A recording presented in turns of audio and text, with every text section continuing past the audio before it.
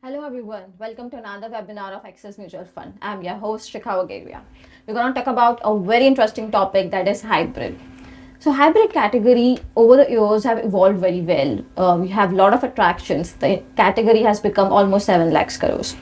So we have our head of product and alternatives with us, Ashwin Patni. So Ashwin, can you throw some light on about this category and why do you think investors are actually coming to this category so much? Yes, it is really interesting because what we have seen is that as the mutual fund industry has grown, and we've seen this very rapid growth overall in the industry.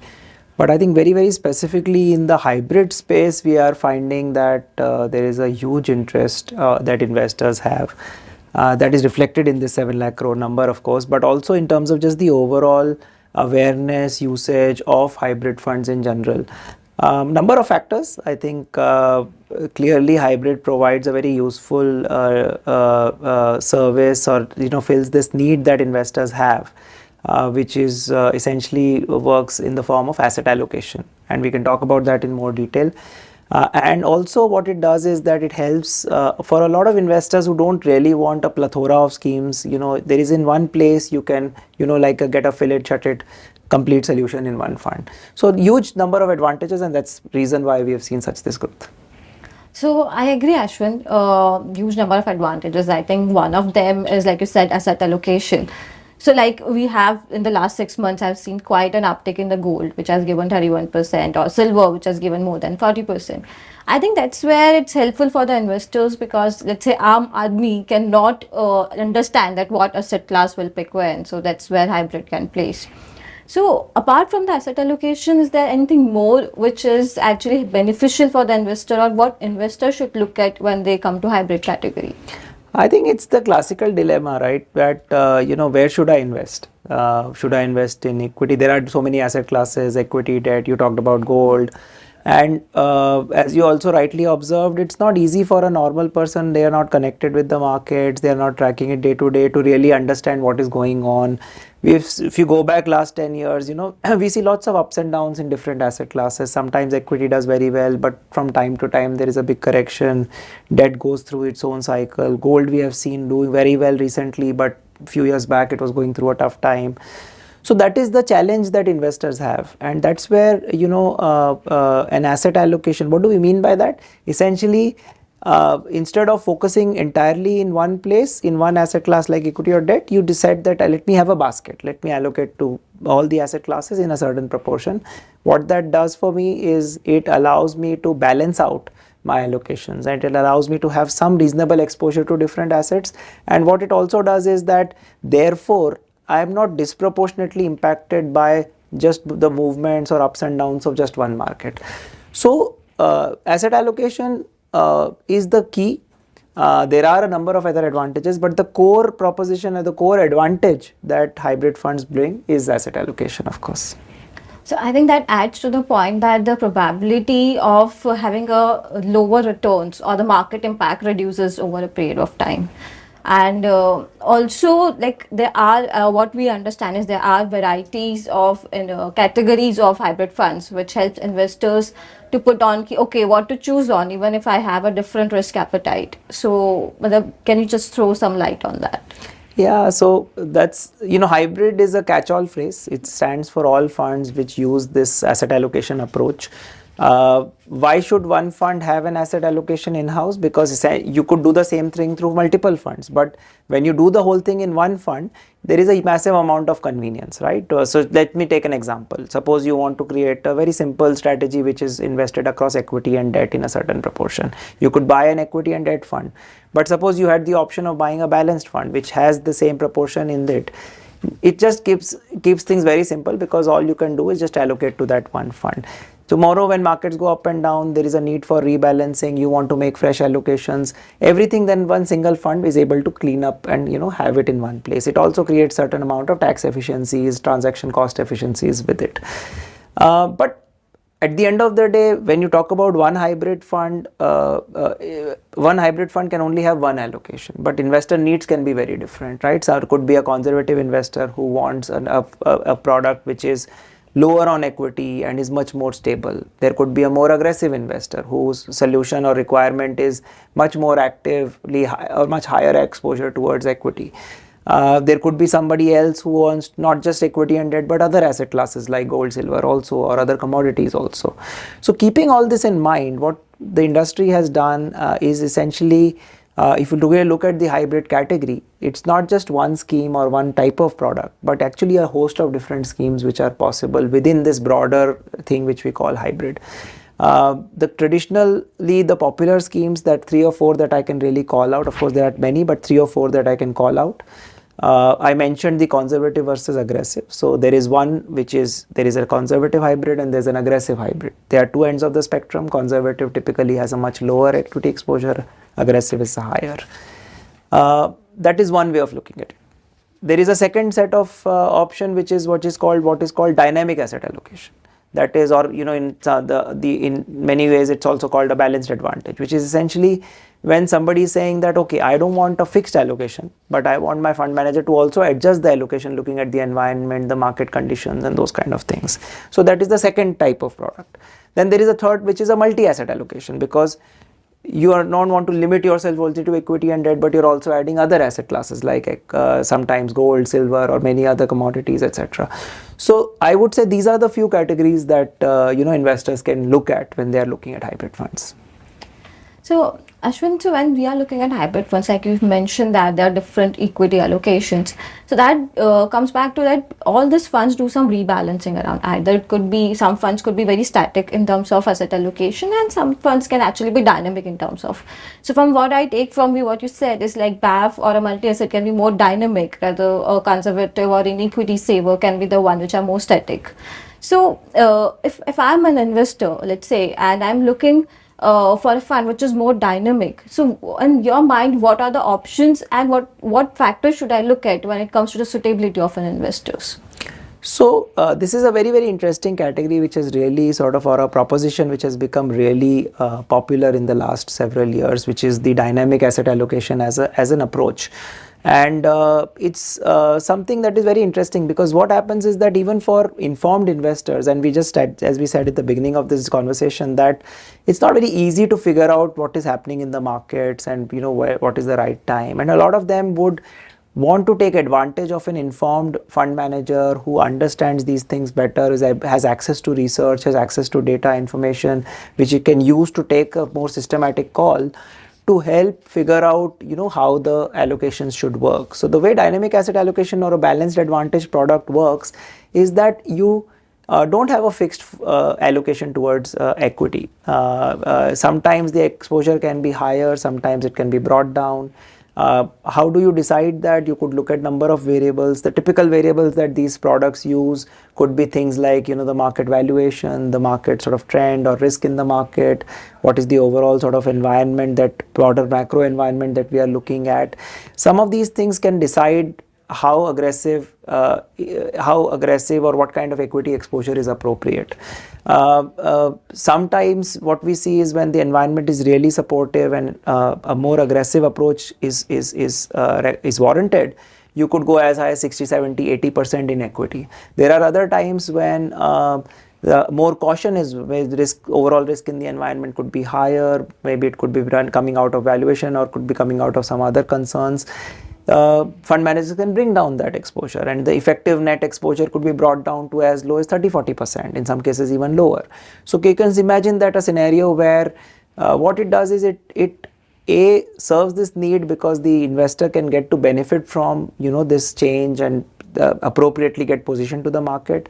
It also gives you a simple product that can handle all the environments, because in the old days, if the onus is on investor that if I like the market, I move to a more aggressive product, but if I don't like the market, I move out of that product, move to a conservative product. So that becomes obviously a more messy thing. It puts a lot of onus back on the investor. Whereas in this, it's a simple fill it, shut it kind of a solution where everything the fund manager essentially is able to build in the product itself. So So you mean to say that the dilemma which most of the investor faces, like when to get in, when to get out, what call to take, like the election time, it was quite volatile. We have seen market going up, breaking the records, and then suddenly giving an opportunity to invest. So a lot of investors have that in mind, and I think that creates the panic because if you look at the data which MFI has published, you will see that 50% of the investors actually redeem within 1 year. So, and only 3% remains actually till 5 years. So, I think hybrid is a very good solution when it comes to panicking and taking a decision on whether I should increase my allocation, whether I should move out. And also, it addresses a very important, I think, the globally they have done a lot of research around the behavior gap. So that says that the investor returns are way lower than what the fund returns are. So I think the balance advantage is a perfect solution for it. Do you agree with me? No, absolutely. And you make 2, 3 really good points because we have seen time and time again that investors get too much swayed by events. You know, you mentioned election, but there are so many other events. We have seen, could be global events also, and they try to time them. And it just is it's been time and time again proven that that is not a very, very powerful or positive experience for investors. Point number 2, you mentioned that the holding period as a result also becomes small because you try to time the market, you try to get in, get out instead of shooting for the long-term outcomes, which is the compounding benefit that we all talk about when you're staying invested in the market for a long time. And as a result, the outcome for investors when you do this in and out is this behavioral gap which we have seen. The minute you say that but obviously it is getting triggered by this behavior that people are this greed and fear cycle or this behavioral episode that investors are facing. And that is why if you give them an appropriate solution, the chances of them not panicking or not getting affected go up. So absolutely, the fact that there is this solution which is there and it has now been demonstrated that this solution over the years has been able to dampen down the volatility, give some much more supportive outcomes for investors, does bring hopefully that added benefit that investors remain focused on their path, don't try to time, don't get in and out, and hopefully the overall outcome for them gets much, much more positive. So Ashwin, so when we talk about this balance advantage fund, and if I focus on the Axis balance advantage fund, so my understanding we call it like a 360-degree approach, wherein you not only look after the equity and debt allocation, but how the market cap should change, how your beta of the portfolio should change, how your debt should be managed, either credit or on duration end. So I think that's a very good solution when it comes to, when you just don't want to time the market, do equity and debt, but also what to do in equity and what to do in debt becomes a solution there. So additional to that, I think what all factors you mentioned, like valuations, flows, are something which is considered in this fund. Is there anything more you want to highlight to the investors? No, the most important thing is that there are 2 aspects to any asset allocation kind of investment approach. One is deciding on the allocation itself, which, as you rightly mentioned, involves a lot of analysis around different facets of the market. Could be valuation, could be technicals, could be fundamentals, macro, other stuff. But then that is only one part of it. Where the second part comes is the actual portfolio construction. So once you've decided what equity allocation should be, what debt allocation should be, it doesn't stop there, because you also then have to decide that what do I do with this allocation. If I have decided that I need to be, in the current environment, a certain percentage, for example, say 65% into equity, then what does this mean in terms of the actual stocks that I will buy, what themes, what sectors, what kind of stocks that come in, and that's where the added element of fund management comes in. Likewise, the same story on the debt side. If I decided in this example that we have 30-35% in debt, then where does that money go? Is it short or long, or is it into corporate bonds, government securities? So the beauty of a balanced advantage proposition, and especially the way we look at it here in Axis, is that you're essentially getting a complete solution. You're not only getting one part of it, which is the asset allocation, or one part of it, which is the stock selection, but you're getting the entire thing in one, where you get to say the impact of the asset allocation decision making and the impact of the stock selection decision making. Ashwin, that's for the investors. Maybe you're looking more dynamic approach, but what will you say for the investors who are more conservative and do not want to take a higher equity? So what's the solution you will propose to them? I think that's a very important and sometimes neglected part, because we tend to focus too much on equity oriented products and very heavy equity allocation products. But there are many people who are very risk averse, and they don't like the kind of sort of stomach churning volatility. You mentioned what happened last week, because few days back, because of the election situation. And this we've seen, as we've discussed, number of times in equity markets, and that puts off people either because their risk profile doesn't suit, or maybe their nature or behavior doesn't suit, and again gives the risk that they will not stay true to their path. And that is where conservative hybrid kind of products come into the picture. You have not only a conservative hybrid, but also something like an equity saver. These are products that typically run much lower equity exposures, balance it out by having higher debt exposures. And what we see typically is that as a result, their sort of range of outcomes tend to be much, much more stable than the range of outcomes that we see for the more aggressive kind of products. So Ashwin, when you say these are more conservative and have higher debt allocation there, so is it kind of a substitution for the debt funds, given that they have an equity taxation and debt funds have a higher taxation structure? No, I wouldn't put it like that, because debt is debt. If you have an exposure which you want to take towards the fixed income market, it works in a certain way, the risk works in a certain way, the outcomes work in a certain way. What asset allocation does is it allows you to create a different payoff structure, because you also build in certain equity, certain growth elements to it. So I would say it's a great solution standalone, but we should not try to sort of replace something, completely different things like that. So so let's say you said equity saver. So if I talk about the excess equity saver, so let's say as per the SEBI, it has to be at least 45% in the equity, or maximum 45% in the equity. And at the excess, we have kept it at 40%. So is that the thought process that has come from, that you have to further reduce the risk of the profile? And how do you manage it when it comes to, are you keeping it large cap allocations, or are you keeping it like a multi-cap? How is the approach you have in that front? I think again it all gets driven by the fact that these kind of products, as we discussed, are relatively more conservative in nature because of the way the allocation works.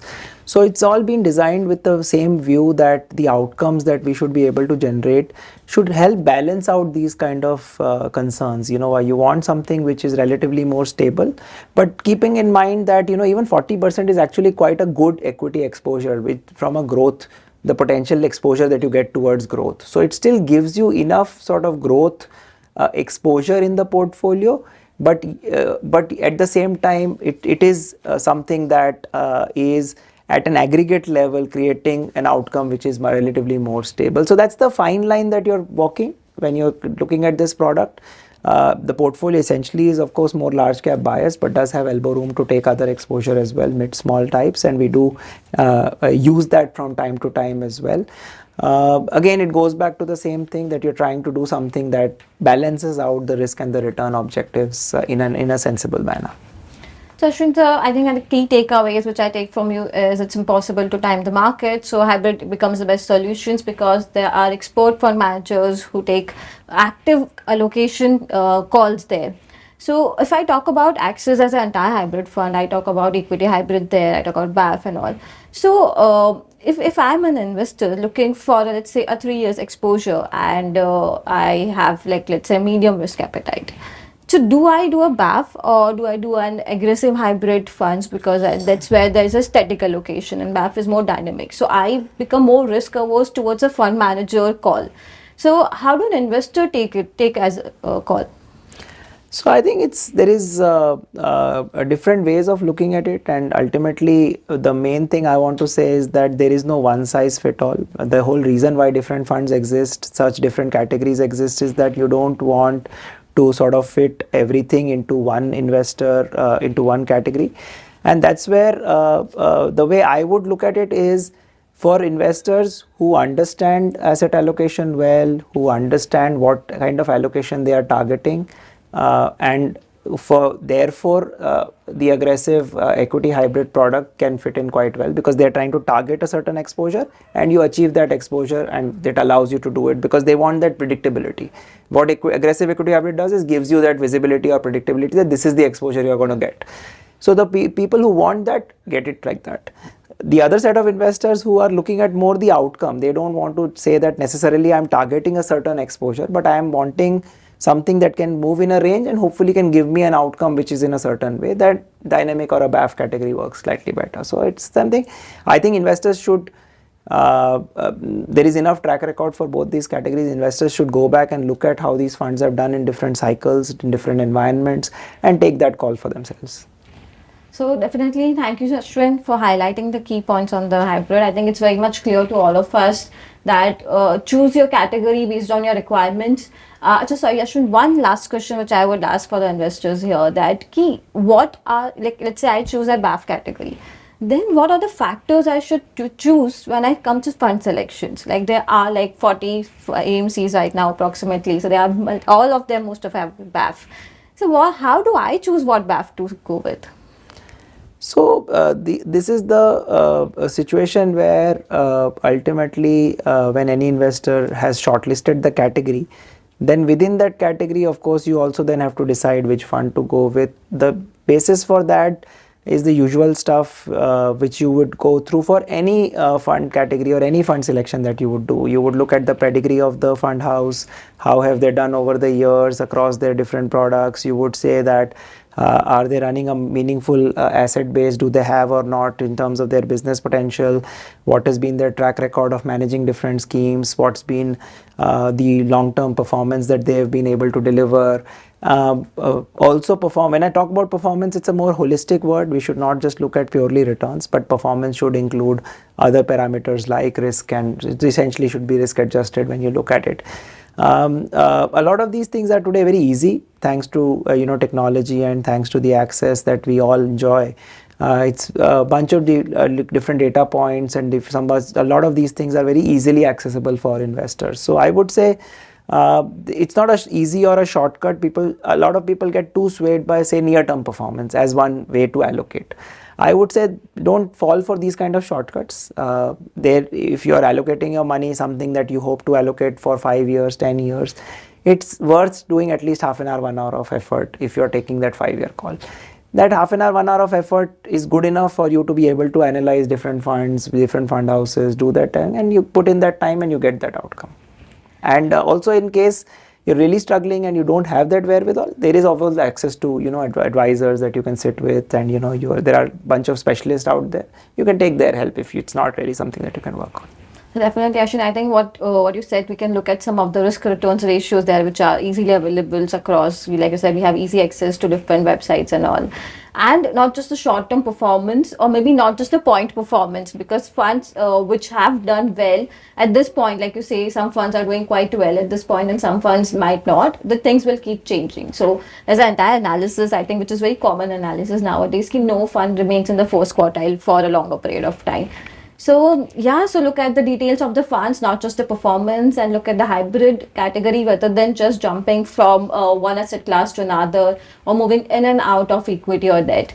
So that's I think that's a good advice we are giving to the investors. So thank you, Ashwin. I think we all have got the key points here, that look at the hybrid rather than just looking only at the equity fund, trying to time it, move in and out. I think hybrid is a better solution when you're trying to take the exposure of the market as and when there is either a bull run or a bear run there.